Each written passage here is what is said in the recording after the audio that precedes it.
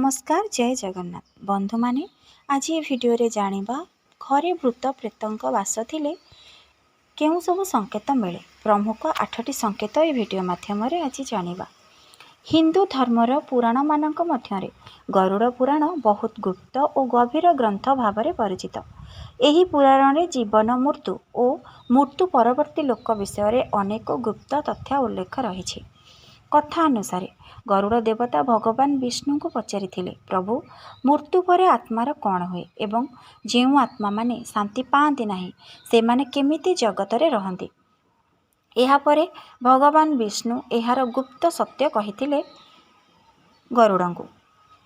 एही आत्मा माने केबे केबे भूत प्रेत किंबा अशांत आत्मा भाव में परिचित हुअंती।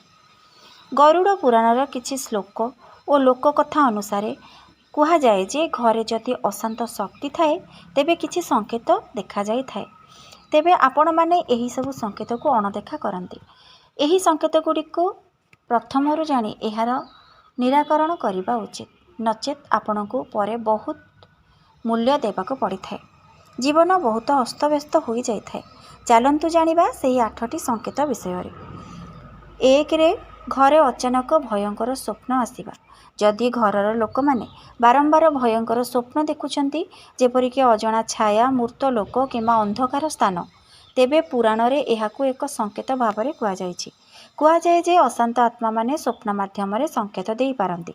किंतु एहा सत्य मध्य जे अधिक चिंता भय किंबा निद अभावरु मध्य एभली स्वप्न आसी पारे। 2 रे घरे अजଣା शब्द सुना जिबा। केबे केबे घर रे कोनोसी कारण छड़ा चालिबा शब्द, दरजा टक टक शब्द, किछि पड़िबा शब्द एभली अजଣା शब्द सुना जाइथिले पुराण अनुसार एहाकू केबे केबे अदृश्य शक्तिर उपस्थिति भाव में व्याख्या करा जाइछि। 3 घरर पशु माने अजଣା व्यवहार करिबा। कुकुर बिलेई किंबा अन्य पशु माने केबे केबे खाली जगह को देखि भुकिबा किंबा भय पाइबा। धार्मिक कथा माने कहती जे पशु मानकर इंद्रिय अधिक सचेतन थाए। घरे अचानक खराब गंध आसीबा। 4थ संकेत जदि घरे कोनोसी कारण छड़ा अजଣା गंध आसुछि जेपरिक पुराना जिनिसर गंध तेबे पुराण रे एहाकू मध्य एक संकेत भाव में कुआ जाइछि। 5 पूजा स्थान रे असामान्य घटना। जदि घरर पूजा घर रे दिया दीप अचानक लिभि जिबा, मूर्ति पड़ी जिबा, पूजा सामग्री हजि जिबा एभली घटना घटे तेबे एहाकू केबे केबे अशुभ संकेत भाव में धरा जाए। घरे अचानक भय किंबा अशांति लागिबा। 6ठ संकेत केतेक समय रे घरे काहार मनरे कोनोसी कारण छड़ा भय अशांति चिंता होई पारे। पुराण कथा एहाकू नेगेटिव शक्ति सहित संपर्क करे। 7 बारंबार दुर्घटना किंबा असुविधा। घरे जदि बारंबार जिनिस भांगी जाए, छोट छोट दुर्घटना हुए, असुविधा हुए घटुछि तेबे लोक माने केबे केबे एहाकू अशुभ संकेत भाव में देखंती। घरे सदा नकारात्मक परिवेश। 8 नंबर जदि घरे सबुबले झगड़ा दुख अशांति रहुछि तेबे लोक माने कहंती जे घरर शक्ति भल नुहे। गरुड़ पुराण कहिथिबा उपाय पुराण रे कुहा जाए जे एभली समस्या जदि आपणक घरे रहुछि लोक माने भगवान का नाम जप करंतु, घरे पूजार्चना करंतु, दीप जलांतु, सत् कार्य करंतु। यह करिबा निहाती उचित। धार्मिक मतानुसार सकारात्मक शक्ति घर को शांत करे।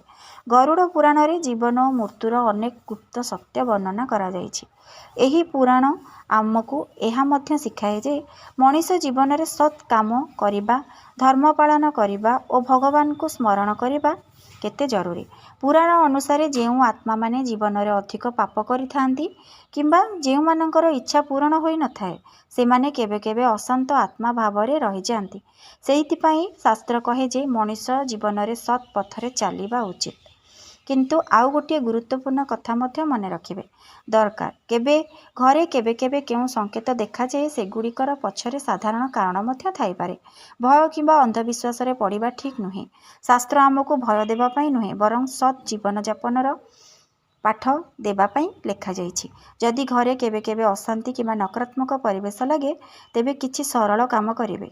प्रतिदिन भगवान का नाम जप करंतु, ଘରେ ଦୀପ ଧୂପ ଜ୍ୱଳନ କରନ୍ତୁ, ଭଲ କାମ କରନ୍ତୁ, ଦାନ କରନ୍ତୁ, ଘରକୁ ସଫା ଓ ପବିତ୍ର ରଖନ୍ତୁ, ପରିବାରରେ ପ୍ରେମ ଓ ଶାନ୍ତି ରଖନ୍ତୁ।